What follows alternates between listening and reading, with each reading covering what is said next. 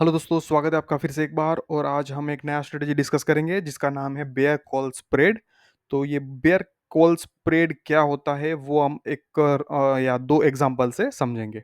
ठीक है, उससे पहले बात करेंगे इसका कभी यूज़ किया जाता है और इसका बेनिफिट क्या होता है वो भी समझेंगे। तो इसका यूज़ कभी होता है कि आप कोई भी इंडेक्स या स्टॉक को लेके या तो न्यूट्रल व्यू है आपका, या फिर बेरिश व्यू है, और या फिर आपका हल्का सा माइल्ड बुलिश व्यू है। तो ये 3 सिचुएशन में आप इसका इस्तेमाल कर सकते हो। और उसके अलावा और भी यूज़ है, जैसे कि दूसरा स्ट्रेटजी बनाने के लिए भी इसका यूज़ होता है, पर वो बाद में हम सीखेंगे, क्योंकि वो कॉम्बिनेशन ऑफ स्ट्रेटजीज़ बना सकते हैं इसके थ्रू, पर वो हम बाद में सीखेंगे। तो फिलहाल आप सिर्फ दिमाग में ये 3 चीज़ें रखो कि आपका फर्स्ट व्यू है या तो नेगेटिव, यानी कि बेरिश, या फिर न्यूट्रल यानी कि साइडवेज, और माइल्ड बुलिश। तो ये 3 सिचुएशन में आप इसका इस्तेमाल कर सकते हो। और इसका बेनिफिट क्या है? तो यहाँ पे बेनिफिट ये है कि इसका एक तो प्रोबेबिलिटी अच्छा होता है, तो प्रॉफिट प्रोबेबिलिटी अच्छा होता है और मार्जिन कम लगता है। तो इस तरह से इसका कुछ बेनिफिट है। ठीक है, हम लोग कुछ अभी एग्जांपल से समझेंगे। जैसे कि मैंने यहाँ पे एक रिलायंस लिया हुआ है। तो ये रिलायंस है, रिलायंस का 24 अप्रैल की ये है एक्सपायरी। ठीक है? और यहाँ पे आपका एटीएम कितना चल रहा है? 1220। 1220 का एटीएम चल रहा है। एक बार हमने यहाँ पे आपको ऑप्शन चेन भी दिखा देता हूँ। तो ये समझ लो 1220 आपका ये एटीएम चल रहा है। ठीक है? ये आपको जो येलो लाइन दिखेगी यहाँ पे। तो समझ लो अभी आपका थोड़ा-सा टेक्निकल का नॉलेज है आपके पास, और आपको लग रहा है ये कि 1250 पे रिलायंस को मिल रहा है अच्छा खासा रेजिस्टेंस। यानी कि उसके ऊपर जाने की उम्मीद थोड़ी कम है। ठीक है? स्टॉक मार्केट में हमेशा प्रोबेबिलिटी होती है, 100% कुछ नहीं होता। 100% यही होता है कि आपको जो रिस्क मैनेज करते हो ना, वही 100% है, बाकी कोई चीज़ 100% नहीं होती। तो आपको आपके पास हमेशा प्रोबेबिलिटी होती है कि आपको लग रहा है कि ये 1250 के ऊपर नहीं जाएगा।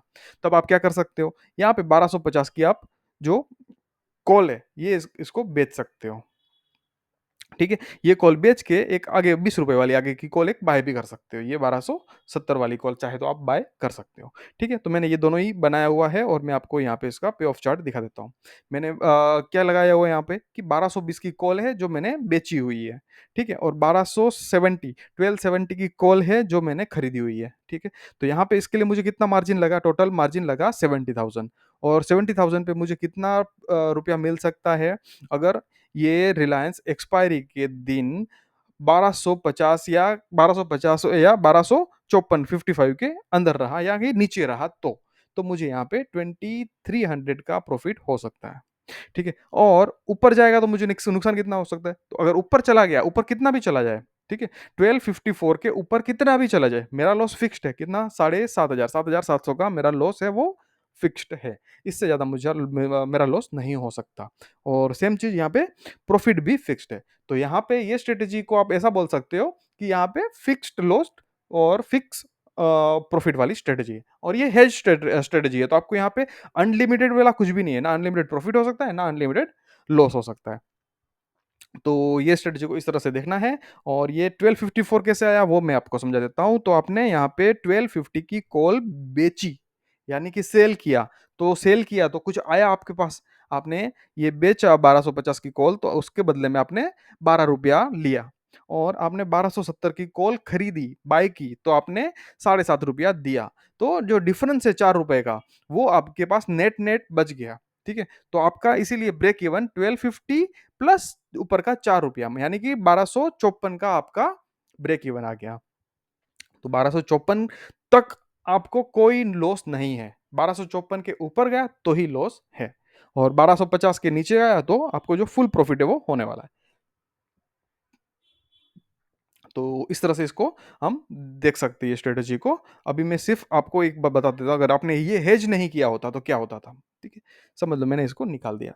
अभी आपके पास सिर्फ़ और सिर्फ़ 1250 की आपने नेकेड कॉल बाय किया हुआ है। सॉरी, सेल किया हुआ है, नेकेड कॉल सेल किया हुआ है। तो आपको मैक्सिमम प्रॉफिट कितना हो रहा है? 6000। पर मैक्सिमम रिस्क कितना हो रहा है? अनलिमिटेड। टेक्निकली अनलिमिटेड, क्योंकि जितना ऊपर जाएगा उतना आपका रिस्क बढ़ता जाएगा। इसीलिए हम इसको यहाँ पे 1270 की कॉल्स लेके इसको हेज कर लिया, अपना जो रिस्क रिस्क है ना उसको कंट्रोल कर लिया। अभी यहाँ पे अपना इससे ज़्यादा रिस्क नहीं आ सकता। तो ये स्ट्रेटजी को इस तरह से देखना होता है। और एक और एग्जांपल मैं लेता हूँ यहाँ पे निफ्टी का। तो निफ्टी से भी समझेंगे, क्योंकि ये इंडेक्स में काफ़ी अच्छा काम करती है।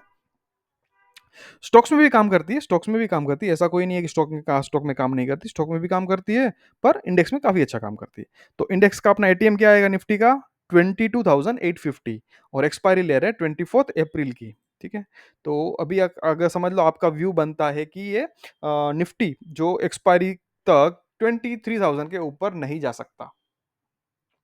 यानी कि आपको अगर समझ लो लग रहा है कि यहाँ पे उसको रेजिस्टेंस है। वैसे भी जो ये राउंड नंबर होते हैं ना 23,000, 23,500 और 24,000, 25,000 ये जब राउंड नंबर होते हैं ना वो काफ़ी बढ़िया रेजिस्टेंस देते हैं कभी भी, कोई भी इंडेक्स हो या फिर कोई भी स्टॉक हो। तो ये ध्यान रखना 100, 200 स्टॉक के लिए 500, 1000, 2000, 1500 ये सब काफ़ी बढ़िया रेजिस्टेंस देते हैं। जो आप कभी भी नोट करना वो जल्दी से ब्रेक नहीं होते। ठीक है? अभी यहाँ पे बात करेंगे इसका। तो यहाँ पे समझ लो आपको ये 22 निफ्टी चल रही है 22,850 आपको लग रहा है कि 23,000 के ऊपर जाएगा नहीं, तो आप क्या करोगे 23,000 की कॉल यहाँ पे आप बेच दोगे कितने में? अभी प्रीमियम चल रहा है इसका प्रीमियम चल रहा है अभी 296 ठीक है? और आप सामने क्या कर लोगे? सामने कोई एक कॉल बाय कर लोगे। यानी कि समझ लो आपको 23,500 की आप कॉल बाय कर रहे हो यहाँ पे। ये बाय कर लिया। अभी हम देखेंगे इसका पे ऑफ चार्ट कैसे बनता है वो देख लेंगे। तो ये रहा आपका ऑप्शन और ये हो गया आपका पे ऑफ चार्ट, ठीक है? इस तरह से आपका पे ऑफ चार्ट बनता है। अभी आप यहाँ पे देखो आपका मैक्सिमम प्रॉफिट कितना हो सकता है? 13,800 और मैक्सिमम लॉस कितना हो सकता है? 23,600। तो 23,600 का आपका मैक्सिमम लॉस हो सकता है और मैक्सिमम प्रॉफिट हो सकता है 13,860 860 के आजू-बाजू और इसके लिए मार्जिन कितना लगा आपको? 70 70,000 का आपको यहाँ पे मार्जिन लग गया। अब यहाँ पे देखो प्रोबेबिलिटी ऑफ प्रॉफिट कितना है 63% विच इज गुड, ठीक है? यानी कि आप 100 ट्रेड ले रहे हो 100 ट्रेड ले रहे हो ना तो 100 में से आपका 63 64 ट्रेड है वो प्रॉफिटेबल है और बाकी का जो ट्रेड है वो आपके लॉस वाले जाते हैं। तो ये जो ऑप्शन सेलिंग होती है ना उसमें आपको हमेशा प्रोबेबिलिटी पे ही आपको ट्रेड लेना चाहिए। जहाँ पे हायर प्रोबेबिलिटी अच्छी हो वहां पे आपको ट्रेड लेना चाहिए। या तो प्रोबेबिलिटी अच्छी हो या तो प्रॉफिट बहुत बढ़िया हो, दोनों में से एक, ठीक है? और अभी इसका ब्रेक इवन का भी डिस्कस कर लेंगे। तो यहाँ पे देखो आपने कितने पे ये बाय किया था? ₹111 बाय करने के लिए दिया और आपने बेचा कितने में? 296 में। तो आपके पास करीब-करीब कितना रुपया आ गया? 185 के आजू-बाजू आपके पास नेट नेट प्रीमियम आपके पास आ गया। ठीक है? तो आप यहाँ पे देखो 23,000 की कॉल है, 23,000 प्लस 184 185 यानी कि 23,184 के ऊपर आपका नुकसान स्टार्ट होगा, तब तक आपको नुकसान होगा नहीं। ये जो दोनों लाइन मिलती है ना यहाँ पे आप देखो ग्रीन और ऑरेंज ये लाइन ये आपका ब्रेक इवन है दोनों का। जहाँ से कलर चेंज होता है वो आपका ब्रेक इवन है, ठीक है? तो आपका ये ब्रेक इवन है तो यहाँ के आपका लॉस चालू होता है और लॉस लॉस भी कितना होता है मैक्सिमम आपको पता ही है कि 23,000 से ज़्यादा आपका लॉस नहीं हो सकता और प्रॉफिट भी आपका 13,000 से ज़्यादा नहीं हो सकता। अभी नीचे कितना भी रहे, निफ्टी नीचे कितना भी रहे, यानी कि ये 5,000 हो जाए तभी भी आपको तो प्रॉफ़िट उतना ही होगा और ऊपर भी कितना भी चला जाए, ये 50,000 भी हो जाए तभी भी आपका लॉस तो यही होगा 23,600 यानी कि 23,000 24,000 पकड़ के चलो, उससे ज़्यादा यहाँ पे आपका लॉस नहीं हो सकता, कोई आपकी जेब से इससे ज़्यादा पैसा नहीं लेके जा सकता। तो मेरे ख्याल से आपको यहाँ पे ये चीज़ समझ में आ गई होगी और आज यहीं तक रखते हैं। अगले वीडियो में मिलेंगे एक नई स्ट्रेटजी के साथ।